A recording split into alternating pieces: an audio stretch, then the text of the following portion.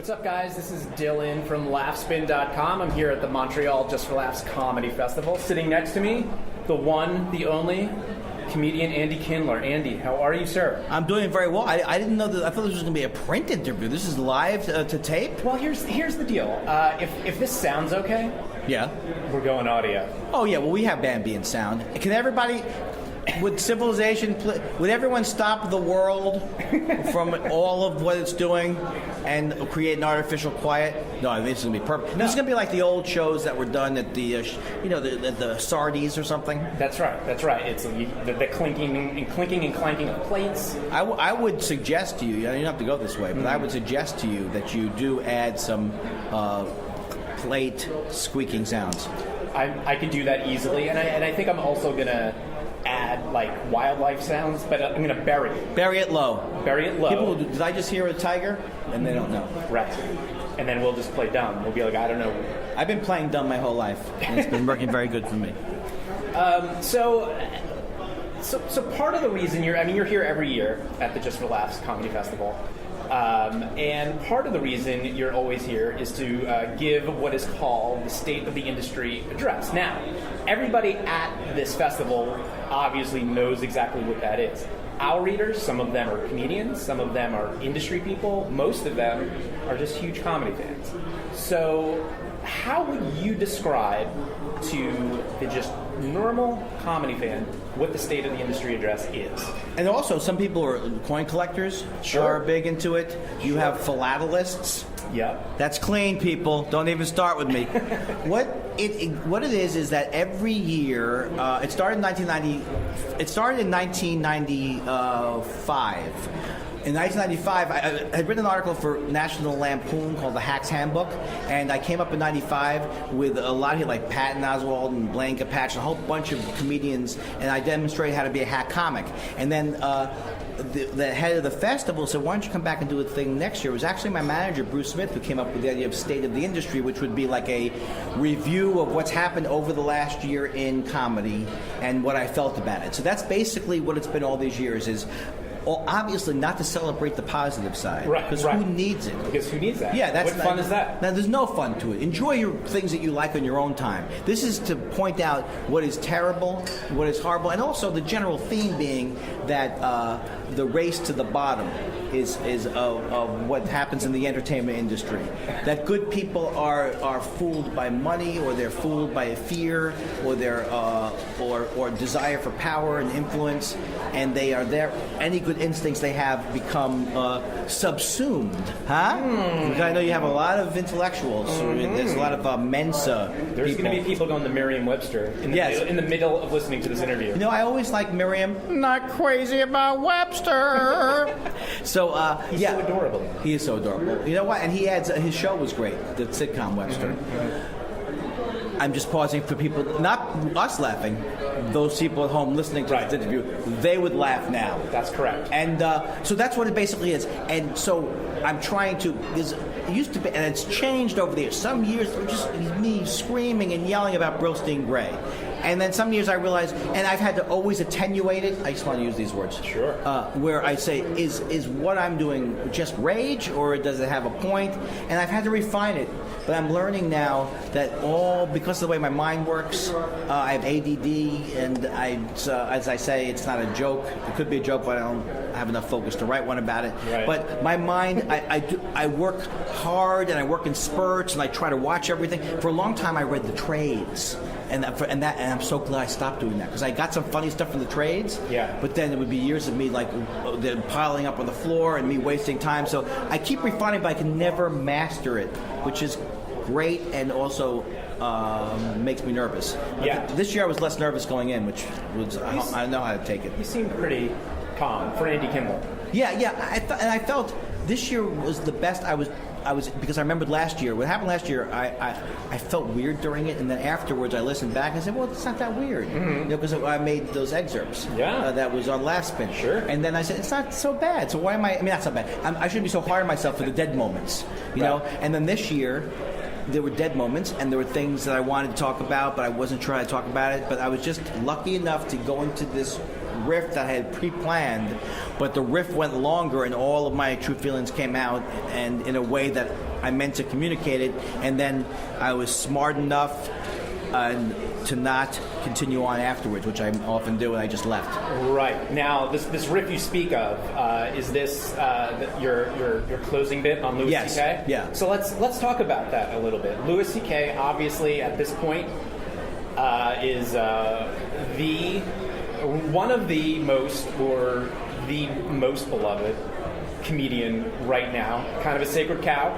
Yes. Not to he is Kindler. a sacred cow. You went after him. Exactly. And That takes balls. Well, not only does it take, or people might call it foolhardy. Well, what do you have to lose? That's true. Well, one thing I have realized that I don't have to lose is none of these people that I've been having these feelings for are going to book me anyway. You know, maybe Louis C.K. would book me, but I don't think he would. Right. And I don't think Chelsea Handler would, and I certainly wouldn't go on Leno. And so there's a lot of people that. Early on, I would go after Adam Sandler, and I was kind of friends with him before I went after him, and I noticed I didn't show up in any of his movies, and he took it very serious, took it to heart. But then I look back and I go, would I really want to be in Adam Sandler movies? Sure. So, for the paycheck, right? For the paycheck, but it wouldn't have been meant to be. You know what I mean? I wouldn't have been. It's really. I loved his stand-up, yeah, and I loved him on Saturday Night Live. But the movies, I have no connection with. I wouldn't want. I'd have to be a different person. So, I think we all have in us the part of us that's political, the part of us. There's politics involved with everything. It's not like I say everything to everybody at every moment, right. But letting go of, for a long time, I was always like, what my career could have been if I had minded all my P's and Q's. It's like you always think of this. I'm pretty good at staying in the moment, but I think minding all your P's and Q's is painful and doesn't exactly end up the right way anyway. Right. So I've come to terms with a lot of the stuff that I previously have said. This was harder though because I was testing this material out with people before, okay. And a lot of people they didn't. I even tested some in the van. Patton was in the van, and I got a laugh on the part where because Louis makes a big deal about that he discards his material. Right. And it shows up in every article about him. So I assume he's repeating it, or the people writing the articles aren't doing homework. Yeah, I have a feeling that's a narrative that's been created that people include in all their stories. Who knows? Maybe he's repeating it. Right, and the best case scenario would be that they do it without his knowledge. The worst case scenario would be that he keeps driving it home because but even saying it, it had to get out there by him saying it once. And I think there's something kind of egotistical about it because all comics are. There's 2 points to it. All comics change their material, and also the idea that you're never going to repeat something, I think as a comic is not good. Mm-hmm. Because I don't want to feel... if I go out to a club that I've been at the last year, of course I don't want to do all the same material. But I also want to have the freedom to do whatever I want. Why would you make an arbitrary thing? Right. And also, there's a kind of... what's it called when you... preaching to the converted. Mm-hmm. He's constructing an hour's act, but he's constructing it. Maybe he thinks going to the Comedy Cellar is like he doesn't know what's going to happen. But I have a feeling people know who he is now. So it's almost like he's constructing his act in a vacuum in a way. And I don't know that you need to do it a special every year, says Andy, who has done very few. So there were all these things going on, and I had a lot of different things to say about it, and. I don't know if you want more specifics of what I talked about. I'm happy to. Yeah, you can. Sure. I think it's interesting that. I have a feeling. You said things that some people want to say but are afraid to say it because of his status. You made a comment about just because a television show is very different doesn't mean it's the greatest show ever. Yes. Referencing. Well, yeah, and the thing is, let's take an example. What I don't like about the way, and this is not something I'm getting from the media. This is stuff that I've heard him say, is like this idea that if he had done Lucky Louie the way he wanted to do it, it would have been a better show. And my feeling is, I don't believe that HBO gave him no freedom. Right. I think they did give him freedom. Now, maybe it was because I always thought the big mistake on that show was, don't tell people you're doing you're bringing the spark back to multi-camera. It's not about whether it's multi-camera or single camera. It's about whether it's funny or not funny, or whether it works better in multi-camera. The same thing with that he's doing this, like, whatever it was, Takeoff on the Honeymooners. Whereas the Honeymooners were those sets were the sets they used then, you know? Right. And the Honeymooners were hilarious because of the people, not because of the technology or that it looked old school. Right. So I feel like and this is the word that I didn't use yesterday, but this is a word that I do think of. Wait, hold on. This is going to be exclusive to this This interview? is exclusive. Exclusive word. That I've said to friends, because this is, I think, a more hurtful term, and I don't like to necessarily get hurtful, but I feel that. And also, the thing that's crazy about this whole thing is that at some point, I know people are going to say, enough already, why do we care? It's like, there is a certain level of, like, who cares what I think? I absolutely accept who cares what I think. But I do think there is a certain, when I don't like Louis, there's a pretentious quality to it.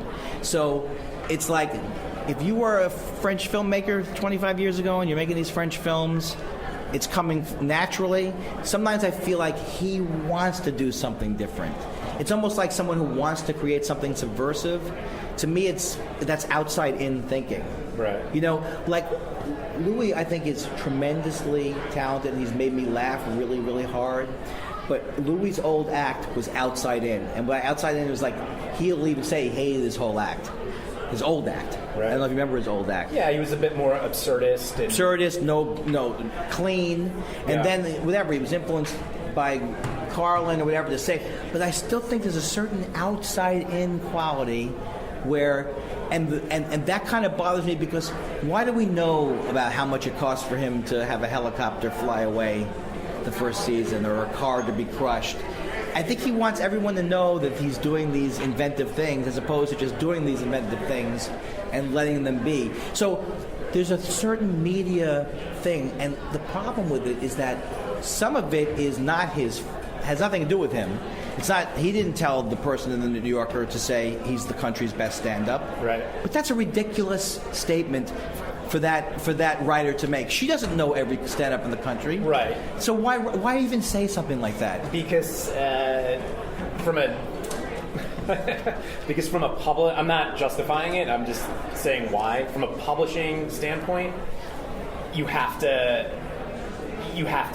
be definitive, I suppose, and take a side and sell your story. Right. And so I guess that's why. But I mean, sure.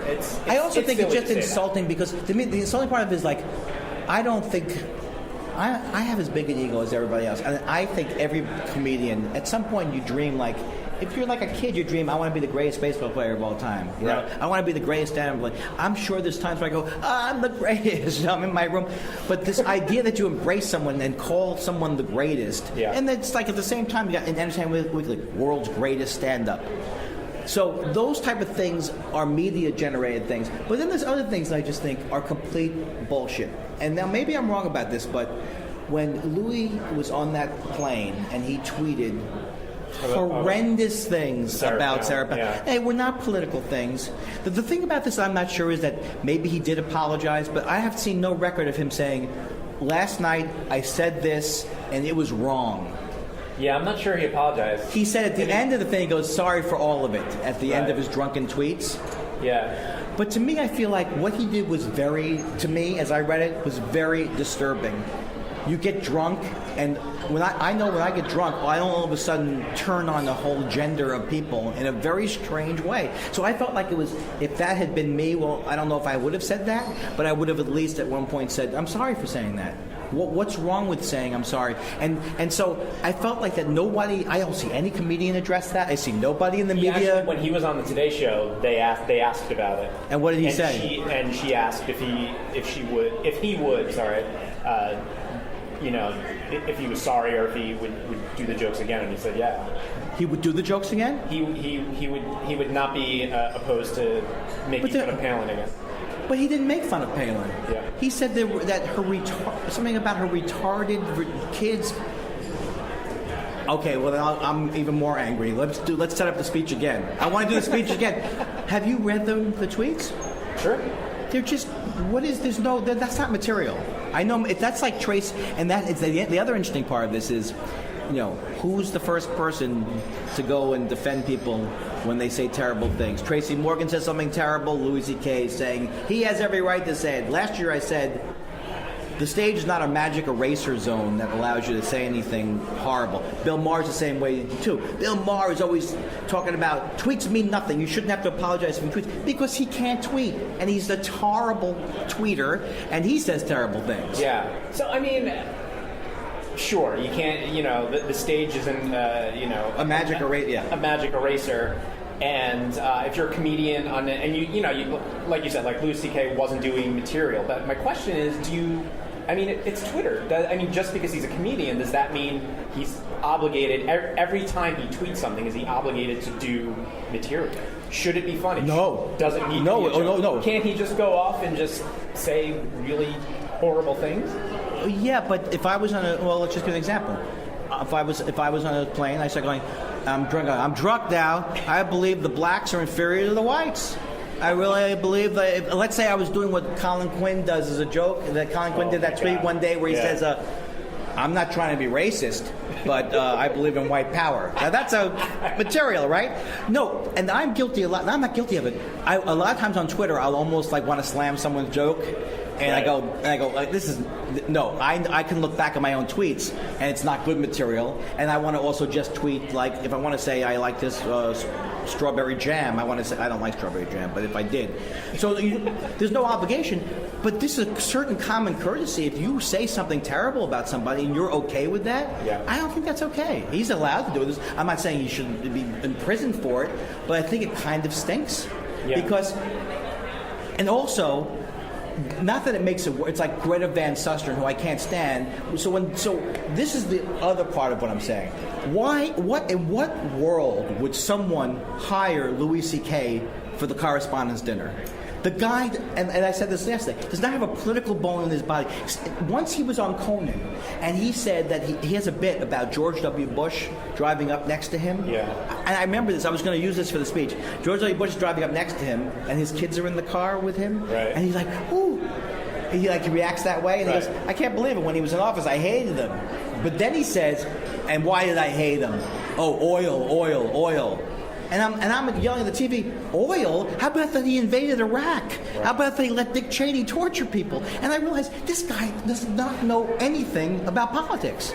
I mean, he might, but certainly it's not near his act. So my question is, why would they pick him? And then I hate Greta Van Susteren, but she had a point of because she's like, I can't stand any of those people on Fox News, but she had a point. People make fun of people. It's not a valid point like Rush Limbaugh is the Republican Party. Louis C.K. and Bill Maher are not the Democratic Party. So it's not a fair comparison. But it is something to be said about, has nobody said anything about this guy doing it? Yeah. And I wonder, do you really think that people think like, oh, okay, well, he just tweeted something awful. It's cool because it's Twitter? So I just find the whole thing mystifying.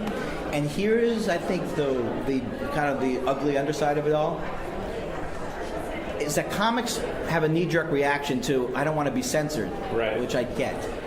But it's not, I've always said that, not that people ask me, but there's a tremendous difference between free speech and paid speech. I use this example a lot. If I was the head of a network, I own my own network, I don't have to do the Nazi skinhead hour. I don't have to do the Klan talk. I'm allowed to bring my own judgments and values into the product I put out. That's not what free speech is. You can say anything you want, but you don't have to get paid for it. I think there's a certain responsibility for people to say, whether you're a comic, whatever, you may say something terrible on stage. And I know I've said things, I don't think I've said anything like what these guys are pointing out that are I mean, the thing that happened to Michael Richards was because people felt like they'd seen something into his soul in a way, you know? And I remember working with Michael Richards around that time period where he'd come to clubs and there was something very unpleasant about his whole energy then. Yeah. You know?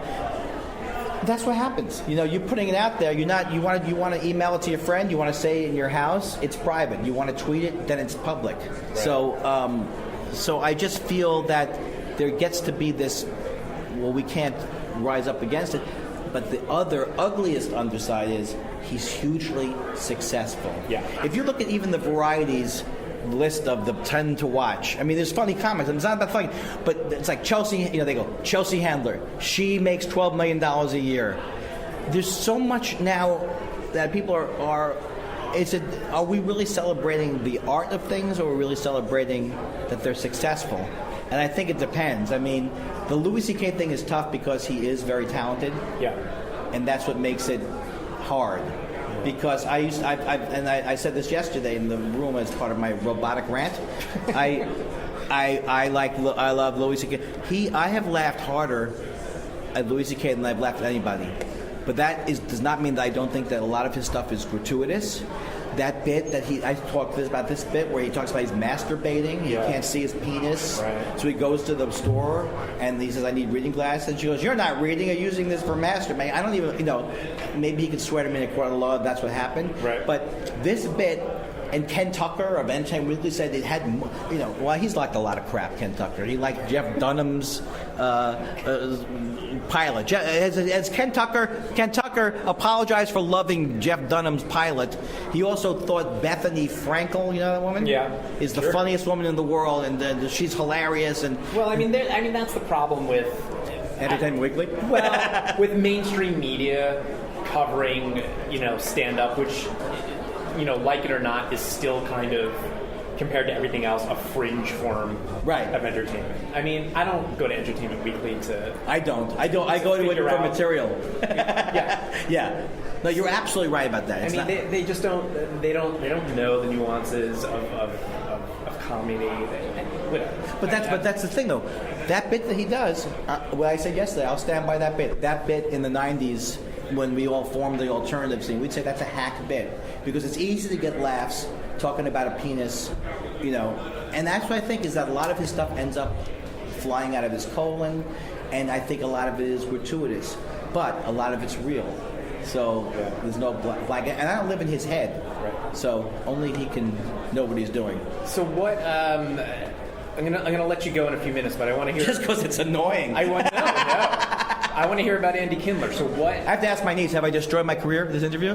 No. Okay. Oh, she's doing a disguised voice. I didn't know you were Andy's niece. Yeah. Oh. Hi. What, do you think I can't have relatives? Yeah, no, absolutely. He's so edgy, and he alienates so many people. He couldn't have any. Even his brother wouldn't have kids. Everybody listening, we're not making believe that Andy is here with his niece. His niece is here. Right. It's not a Did pretend. you want to say something? No? No, unless she wants to, she can certainly. I'll write for her to say something, and she's welcome to say something. Do you want to say something? No. Not at this. She has no comment at this time. That's fine. What are we here? I sound like you know. I sound like you. Everybody does. The State of the Industry address. What's next for you? What can your fans, and don't say you don't have any fans. That's your big shtick is that you're not famous. That's one of my shticks. Enough. You're not as successful as, but you're. Are you saying the truth, or are you saying what I say? No, I'm saying what you say. Yeah. And most comics would kill to have your career. A couple people Kill. They try to. Well, here's the thing, though.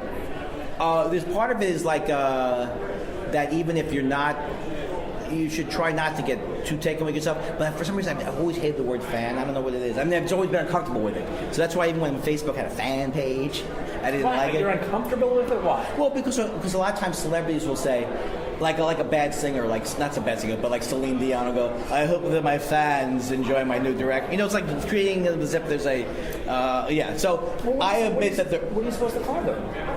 That's no good word.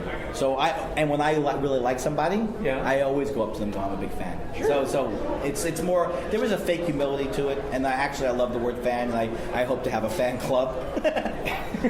Well, what's happening for me is I'm working with Louis C.K. on a couple of projects. Yeah, I'm sure after years of this, I'm sure he'll... You know what? He's the kind of guy who will cast me even though I said this, and then drop me in a vat of sulfuric acid at the end of the show. And then when I die, he'll go, oh, I didn't know it was real sulfuric acid. Well, I have a lot of things happening, a lot of things in the hopper. I'm going to be doing the Republican National Convention for the Letterman Show. I did it 4 years ago. That's awesome. So that's like a big thing. I don't care about anything else but that. So that's good. And then I'm a recurring character on Bob's Burgers. I play Mort, and they had a panel here, and I had to restrain myself from going down there and inserting myself into insinuating myself into the proceedings. You weren't part of the panel?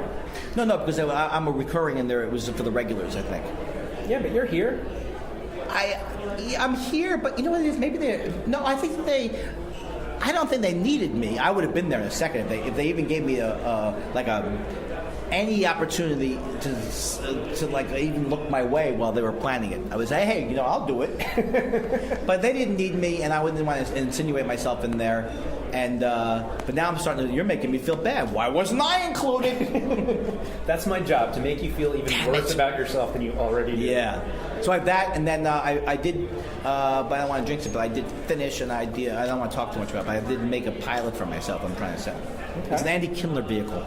I like that. And I think I have a good feeling this time. Forget those other failed pilots, because I have made more pilots and in-house presentations, I think, than any comic in the world. You should do a pilot about doing pilots and in-house presentations. That's a good idea. And I also was fascinated when Dane Cook sold to his fans pilots that didn't go anywhere. That's the type of thing. You know what? If there's money in failed projects, I have more product than he does. Are you talking about the DVD he put out? Yeah, did he put out like Yeah. Wait till you see with his next thing. Have you seen it? I've seen previews. It's pretty unbelievable. As I say, he works at a stereotype factory. Dane's in the news again too, talking about free speech and everything else. He made a joke about the Aurora shooting. Yeah, he said something, and this is not our joke, but so I'm not endorsing this, but I think he said something like the movie was so crappy that someone at some point, 25 minutes in, would have, if it didn't happen, somebody would have said, somebody shoot me. Or somebody shoot me. And the thing that's unbelievable about that is that here's a guy whose skin is so thin when anybody says anything about him. And then he's got to, not only does he say the movie's crappy, but he is so compelled to say it, even after a horrible tragedy. He did. I'm not laughing at the tragedy. He did apologize. Oh, he did? Yeah. Oh, okay. Oh, so why? Oh, it became news just that he said it, right? Yeah, it became news that he said it, and now it's should he have apologized? There's some people that say comedians should never apologize for their jokes, and I don't understand. Why would you not? Why is it wrong? If you're apologizing and people see it as that you're conceding to something you shouldn't concede to, right? Then I get that. But if you want to apologize, why shouldn't you be able to? I think he probably, and I'm not, as you know, yes, not one of his best friends. Yes. Although I will say that when I came up with that joke about his new font, Sans Comic, he tweeted back to me immediately, "Ooh, you're going to burn in Helvetica for that." I thought that was very good. That was the Dane Cook we don't see. So I think that he might have actually felt bad about it. Yeah. And that I totally get. Like, I totally get you want to be edgy or whatever. I would never and of course, you got someone like Anthony. Here's why you can never make rules about comedy. Yeah. Because I think a lot of people do things that are gratuitous. But like, I had Anthony Jeselnik on my alternative show. Yeah. I think the guy's hilarious. He is. And so he's like, that's why you can never make rules, and that's kind of what he does. And the other guy I like, but he's different, that's like that, is Neil Hamburger. Yeah. Because Neil Hamburger is, and he just says terrible things about celebrities. He goes further than me. Right. And with the character. Right. So, I would like to apologize for this interview. I'm sorry. There were parts of the interview where I got a look from you where I was like, this is going to sink you. No. As you know, like Obama, yes, and all the politicians, what's that thing that they have? I have the right of the edit. You can't put this interview out without running it all. True? So I send you the entire thing. The entire thing. You know what? Too much work. Put it out. Okay. Sounds good. No, but they do have that thing like if you're talking to a political thing, they want to look at the quotes before it's out there. I heard that. I was listening to my favorite channel on Sirius XM, POTUS, and they were doing a big story. Is that a good channel? It's really good.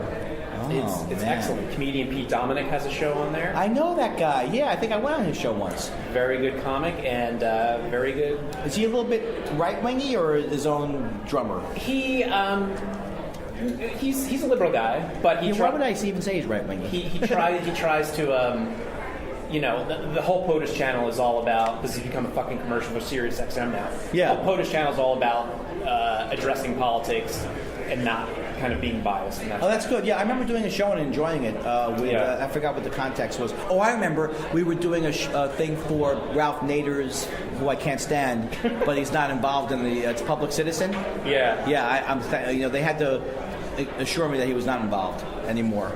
Got it. So I was on his show for that. This is the part of the interview that might not make it, but folks, if you what you know what you should do? Yeah. You should have the interview and then go, like they always do, if you want to hear more of this, go to another area of the website. Bonus material. Yeah, go to the other place. Andy Kindler, thank you so much. Thank you, Dylan. I'm glad we got this together. I'm glad I found that email. Yeah, Andy found an email. Thanks so much for listening, guys. I'm Dylan from LaughSpin.com. Andy, say goodbye to LaughSpin.com. Goodbye, LaughSpin.com. Here, I'm going to do a couple ideas for LaughSpin.com. Hey, you're looking at LaughSpin.com.